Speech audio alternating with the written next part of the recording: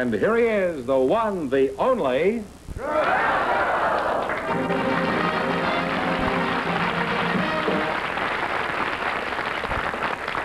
Well, here I am again with a chance for each of our couples to win $2,000. And there's also a chance somebody might leave here with $10,000. We also have a secret word, and if any of our couples say it, they'll receive an extra $100. This is the word right here. I don't want to see it because otherwise I would guess it and I would get the money. George, who's first? Well, Groucho, remember last week you ran out of time just as we were having a very interesting conversation with Prince Monolulu and Mrs. Dudley. We asked them if they'd come back again this week and perhaps win some money and talk to you some more. So here they are, Prince Ras Monolulu and Miss Madeline Dudley. Would you come in, please?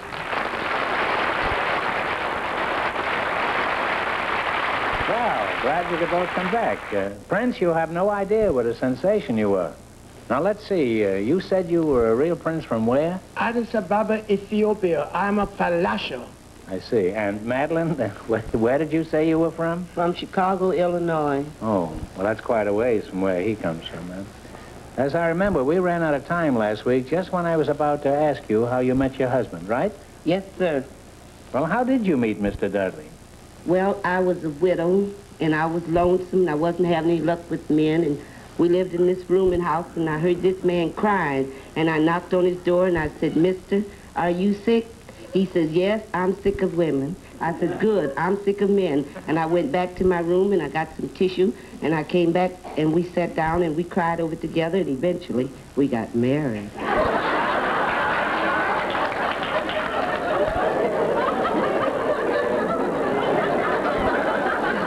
Well, there you are. He was sick of women, and you were sick of men, huh?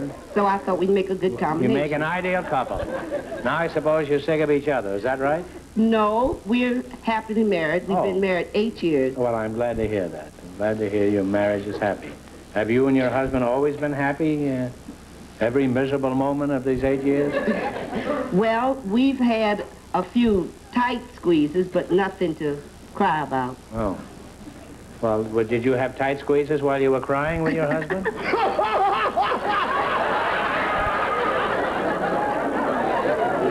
I better go to Africa, or I'll be a riot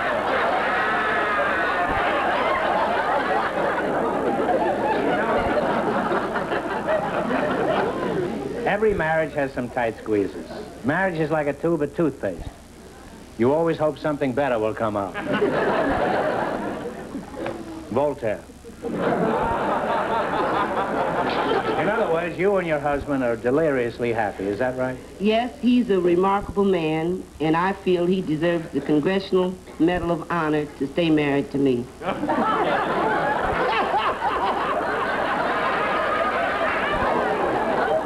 Well, in what way are you more difficult to get along with than any other married woman?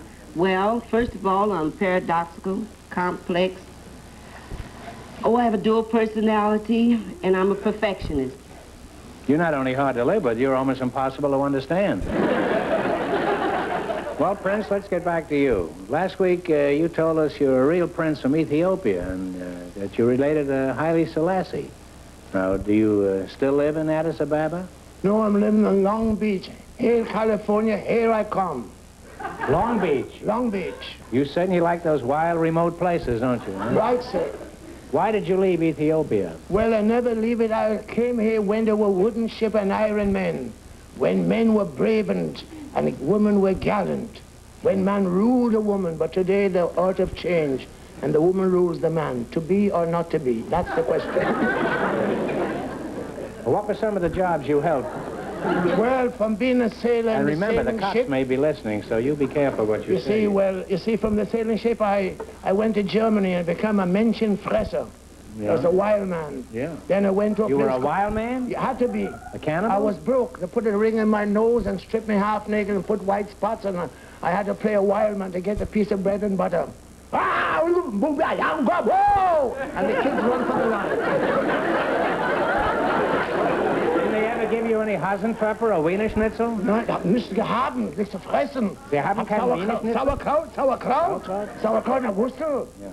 Now, what else did you do besides scaring the people in Germany? Then I went to Vienna and they put me in the painting school, and I went to a place called Milan and Turin, and I was a I was in the all-winter painting, you know, in the nude and semi-nude and all the children painting my feathers. This has been my stock in trade. You paint No, the children and the students especially. the students? Yes, they paint me. You paint students? No, they paint me. They Oh, paint you're me the for doing model. it. I see. You're the model. Then. I was the victim of their intelligence. I see. And then where did you flee after this? I went to Yugoslavia, and there I start singing. I couldn't sing a whistle, so I sang John Brown's body lies a molding in the grave. This must have killed him in Yugoslavia. And all the children sing glory, glory, hallelujah. In Yugoslavia? In Yugoslavia, in Belgrade, and a place called Agram. Then up the Danube. Then I came to a place called Poland. So I lived very well there, riding horses. You were a jockey? No, well, I had to do anything. I had to ride horses, you know, horses, break them in, and ride around the circus. Oh. And I put a silk hat and everybody take a brick and throw at me. If I got hit, it was my bad luck. So they knock off the hat. Something sensational. But the worst thing I had was when I came to a place called Sweden. I became a lion tame in my life. And when I went in the cage, they saturate me with something called acifesita. It smelled terrible. Yeah, but it kept the lion away. When he smelled me, turn his tail, see? But one night the lion attacked me. Wow, wow. I tried to be brave, but my knee bent it. And was just saving while I was jumping over the cage. So I've had a very good life. You know, well, it's been a kind of a sedentary existence. Quiet, full of solitude. You know, after listening to you, for the first time in 10 years, my job seems almost legitimate. Are you still engaged in hoodwinking the public, Prince? Oh, no, I have an honest profession now, sir. What is it? In England, you call it turf advisor. In America, you call him a racetrack tout. Here you cannot work, but in dear old England, Great Britain, I can work. I have a very big business. How old are you, Prince? I'm 77, never drink and smoke, that's why I'm living so long. Prisoner of war twice, sentenced to death by the Germans, and I saved my life. Well, what about, have you been married? Oh, I married 6 wives, and as long as I got money to stop, and I ain't got no money to give me the soldier's farewell. Goodbye. You're not married, no? No, I'm looking now for another wife. I'm looking for a wife that don't drink and smoke, that one that like to travel a race course and go to all the great places and see the great things of life. I might find one. Well, I hope you do. What about me, baby? Well, she's called for. Oh, she's called. In order to get her, you have to cry. Oh, no, I laugh. I'm a different man. Well, you shouldn't have any trouble getting a girl. You just keep that hat on, and any girl would be tickled to death to marry you. Well, I'll try my luck, sir. Well, we could go on talking for hours, but I'm sure you're both more interested in winning some money. So let's see if this education that you've acquired in these round-the-world tours is of any help to you tonight. Now, you selected the biblical quiz. I'm going to ask you some questions. If you miss 2 in a row, you're out. If you get 4 in a row right, you win $1,000. And before you answer, talk it over with your partner. You ready? Yes, sir. What was the name of the princess whose dance cost John the Baptist his head? John the Baptist, Salome. Salome or Salome is right. 1 right, 3 more right, and you'll have $1,000. Yes. Now, what key city of Palestine was conquered by Joshua? Joshua, the Jericho. Jericho, and the walls came tumbling down. And the wall came tumbling down. Yes, Joshua fit the battle of Jericho. Whoopee! Jericho, Jericho. Oh, Joshua fit the battle of Jericho, and the walls came tumbling down. Yay! I can see why he's got 6 wives. He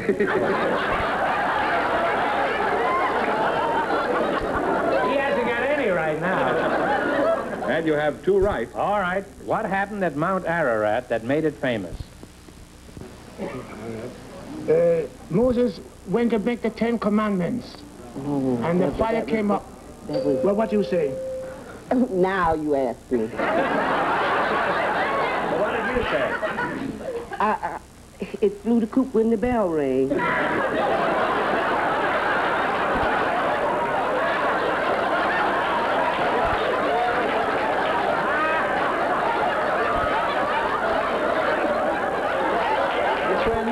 The other. All right.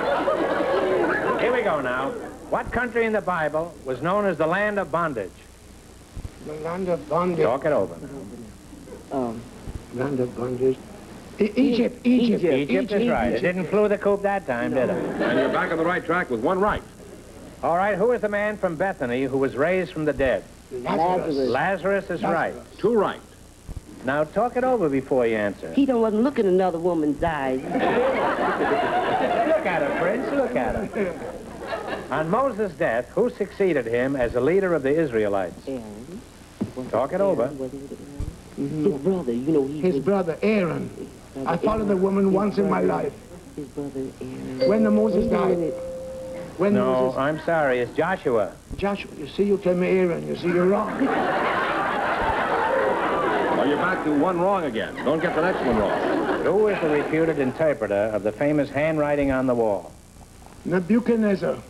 No, that was at the feast there. He said... Well, then, right in the wall, take it, kalam. Who interpreted the Who writing? interpreted? You know, they said... One, they sent for one of the leaders. Well, who do you think? Quick. Joseph, she said Joseph. Yeah, she's wrong. It's Daniel. Daniel, there you are. You said Joseph. Now, where's that did it? 2 wrong in a row, so you're out of the game. We don't want you to go away broke, so I'm going to ask you one more question for $100. Now, no coaching, please. You ready? Yes. If Monday was named for the moon, which day of the week was named for the sun? According to the ancient... No, according to this. Sunday! Sunday.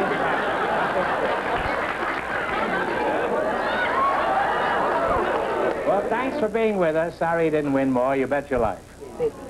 Thank you.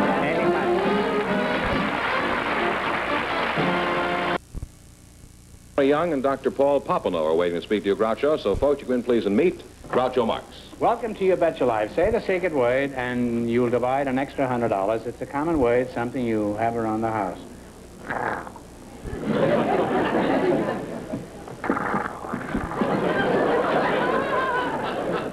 I stole that from Bobby Clark. Dr. Popenoe, huh? Your name is very familiar. Aren't you a bartender in Beverly Hills? That's it. For the last 27 years, I've been General Director of the American Institute of Family Relations. Well, I agree 100%. All relations belong in an institution. Not only getting there. Yes, and what is your racket specifically? Well, we help people to straighten out their marital difficulties, or preferably educate them before they get into marriage so they keep out of trouble. Well, Doc, we have one of the most fascinating subjects in the world here, and I think it's time we talked about it. Don't you agree? Perfectly. Fine. Well, young lady, what are you doing after the show? Well, I'm meeting my husband. You're Mona Young, huh? Yes. And where are you from, Mona? I'm originally from Oslo, Norway. From Oslo in Norway? Have you ever been there? No, I haven't. Oh, it's beautiful. We Why like did you it leave there. Norway, Mona? Well, I was elected Miss Norway, so I came over here in 55, pardon me, for the Miss Universe contest. You really were Miss Norway, huh? Yes, sir. That's quite an honor. Yeah? You know, I was miscellaneous one year at Santa Monica Beach. Are you married? Yeah. Are you happily married? Yes, sir. How did you meet your husband? Well, that's a long story. One night, when I was working They're all long stories. I was working at the Moulin Rouge at the time. You were working at the Moulin Rouge? Yes, there were 12 girls from the contest. We were being introduced on the stage. Well, what did you do at the Moulin Rouge? Oh, we were just being introduced to the public. I mean, you said you were working there. You were introduced every night? Well, we were working. We got paid for it, so I figured it was working. How'd you meet your husband, Mona? That's what I really I'm coming to it. I had... I'm going away from it. I had 2 dates one night, and then... 2 dates? Yes. And my husband-to-be had also 2 dates, one with Miss Texas and one with Miss Michigan. Oh. So he asked me for a date, and... And why did your husband give up dates with Miss Texas and Miss Michigan? I often wondered. Well, the man you married must be a real Casanova, huh? He's real cute. He's 6'4", and he has blue eyes, and he's a Texan. When you say a Texan, he's a Texan. What has being a Texan got to do with it? I mean, how does a Texan differ from, let's say, a fellow from Utah? Oh, they're no different Idaho. from any other Americans. They're just a little more stubborn. Well, let me get this whole thing straight. Your husband had dates with Miss Texas, Miss Michigan, and Miss Norway all on the same night, huh? Yeah, Well, that's the way with those Texans. They do everything big. and better. When they...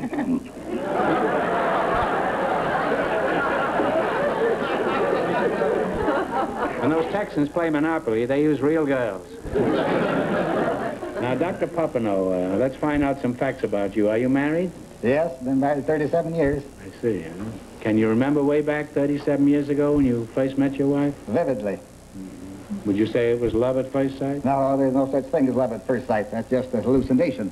If you're in love, think you're in love at first sight, it's because somebody makes a deep impression on you, so you're really just in love with your own sensations, or you're in love with yourself all the time. This is how you reunite couples? That's the beginning of it. Well, Doc, what are some of the main causes for unhappy homes? Well, unwillingness to try to make the thing go, but the difficulties cluster in half a dozen different points. Without regard to the order of importance, their lack of any normal social and recreational life. And of course, they just have to build up one and have a circle of good, wholesome friends. Then there's the problem of the in-laws, which is a very serious one. The in-laws break up more marriages in the first year after the wedding than any other one factor. That's pretty tough for us in-laws to think about. Then there's the financial problem. Well, in what way do the in-laws break up the marriages? I don't understand. By interfering, criticizing, and trying to run things from the wrong side, according to the point of view of one partner or the other. Usually the bride's mother that's responsible More for frequently nowadays, the man's mother. In the old days, it was the bride's mother, but there again, we've progressed. Doc, I'd like to see you in action. Let's analyze Mona's marriage to this wolf. Aren't you an animal doctor? Well, I'm not a veterinarian, no. Well, Mona, would you mind if he analyzed your Not at all. marriage? Go ahead. Oh, I'd have to have something specific to work on. Yeah, okay. Well, how's your marriage working out, Mona? Oh, every marriage has its highs and its lows. I guess so. We got over the worst and we're real You got happy. over the whole thing already. Yeah.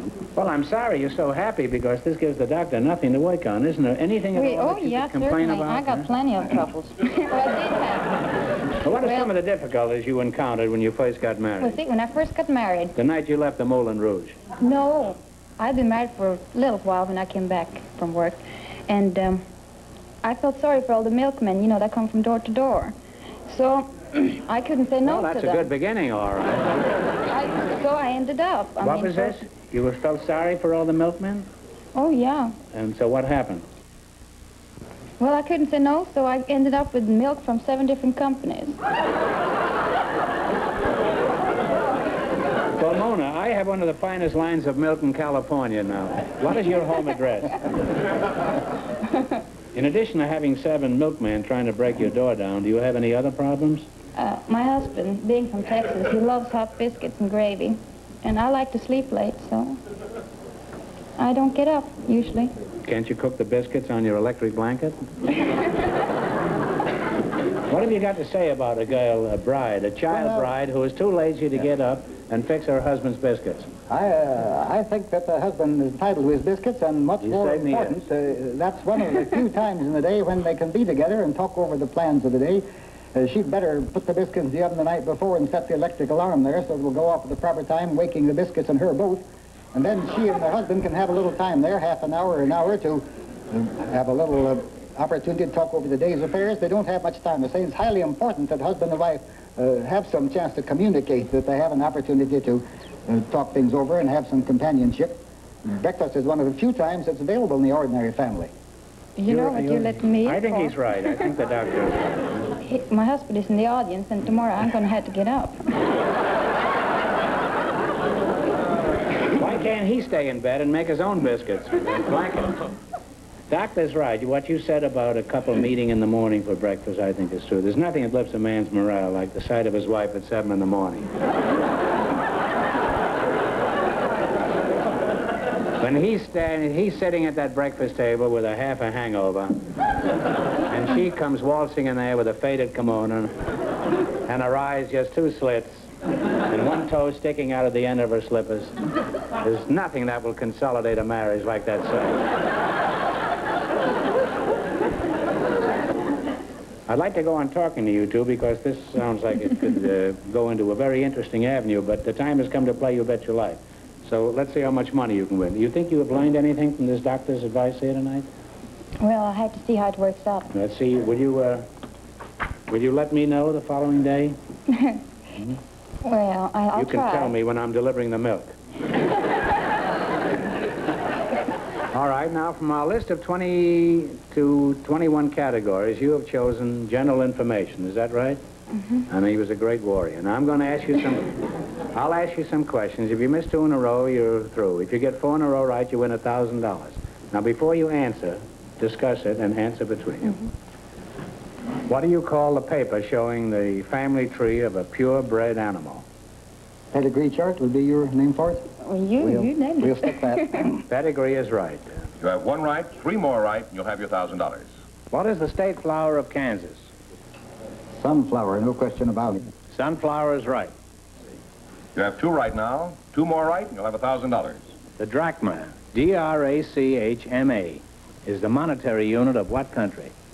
You saw it in Greece, didn't you, Mr. Don't Young? snarl at me, No, old I'm not. I just didn't follow up. If you're going to look at me, I want you to look at me with admiration, and not with nausea on your face. But you agree with me, it's Greece. Drachma, that's right. You don't have to go any further. Huh? You know something? 1 more right, and you'll have $1,000. You know, if you win this, he's liable to bring the milk tomorrow morning.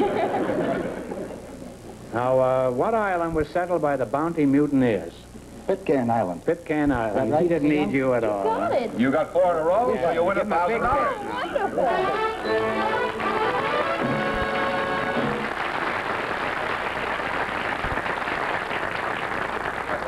Well, now, wait a minute. You won $1,000. You can keep it and quit, or you can come back later and try to double your money. You may even get a chance at $10,000. And so you'll go over there and sit down and think it over. And if we don't see you later, thanks for being on the show. Doc, turn around this way to the audience, huh? And I suggest, since you're a marriage counselor, before you leave here tonight, you take that lipstick off your cheek. Before I get home. What of it is? All right, George, let's find out what our last couple has decided. All right, Mona Young and Dr. Popenoe, come back in here, please. Thank you. You're just as pretty as you were 30 minutes ago, Mona. Thank you. Are you still in love with your husband? Yes. In that case, you won't win a quarter. Well. You've won $1,000 so far. Now you'll have a chance to win a lot more, maybe even 10,000. Or you can stop right here and keep your 1,000. If you decide to try for the big money and fail, you wind up with a total of 500. Now, what are you going to do? We're going to try. You're going for the big money. All right. Now, get together and pick a number from 1 to 10, and then spin the wheel. If any number besides the one you pick comes up, this question is worth $2,000. If your number comes up, this question is worth $10,000. What number do you want? We decided on number 1. Well, give it a fling. Yeah. Wish me luck.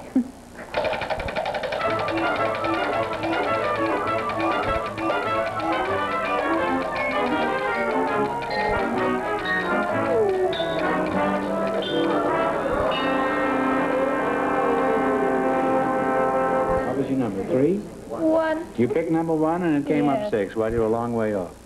So this question is worth $2,000. In Gulliver's Travels, the country of little people was called Lilliput. For $2,000, what was the name of the country where the giants lived? Well, now we have to know that one perfectly well. Brobdingnag. Brobdingnag. Brobdingnag. What is it? For Brobdingnag. Brobdingnag is right, and that's a tough question. I'm glad you won it.